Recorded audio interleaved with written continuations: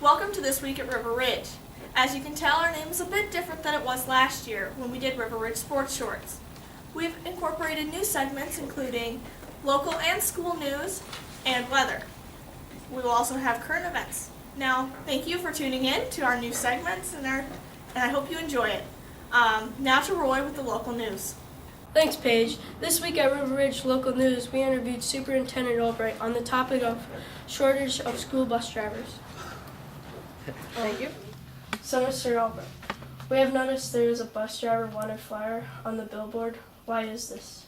Well, everybody in the state is looking for bus drivers. It's become real difficult to get a bus driver's license, where you have to do a CDL test, and then you have to have a drug screen, and then you have to have a physical, and then you have to go either from our area to Rockford or down by the Quad Cities to get your license.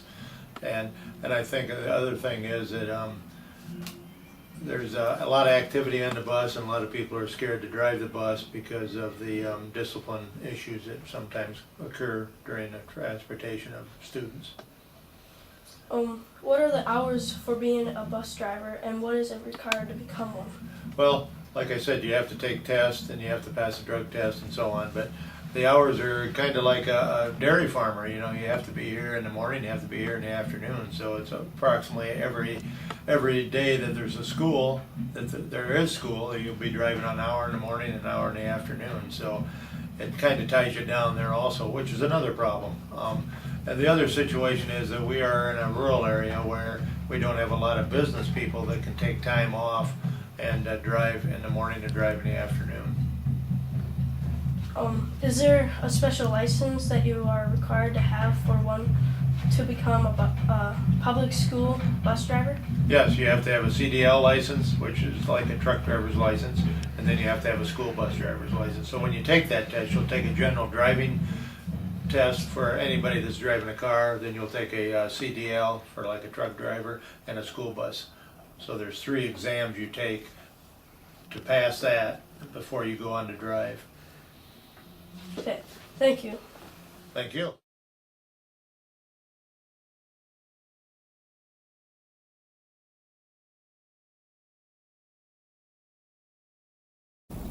All right. What do you expect from your team this season? Well, we're hoping to get 6 wins from here on out and make playoffs. What is your approach to the games, and how do you set the mood? Well, before every game, Marcelo usually brings like an amp and we listen to music, get pumped, ready to hit some kids. All right. How do you feel about football? I like hitting kids, especially kids who are smaller than me, which is a lot of them. What position do you play? Linemen, whatever I need to play. And who do you believe will be a good power forward or power player? Power player.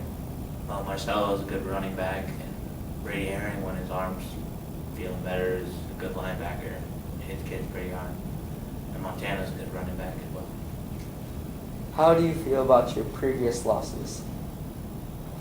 We're supposed to not make excuses, but those 3 losses were against the best teams in our conference, so we're hoping from here on out to do some good.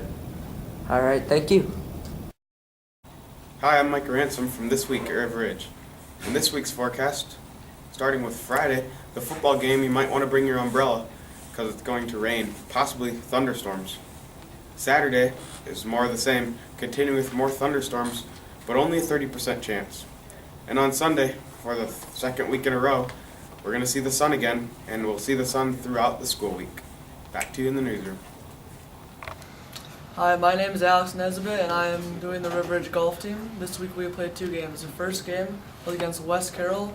We shot a 181 and they shot a 180, so they beat us by 1 stroke. The top scorers of the meet was Carl Wild, who shot a 42, and Connor Brown, who shot a 45. On Monday we played a meet versus Galena at Galena. We ended up losing by 3 strokes. Galena shot a 181 and River Ridge shot a 184. The top scorers of the day were Connor Brown, who shot a 40. Thank you for tuning in to This Week at River Ridge.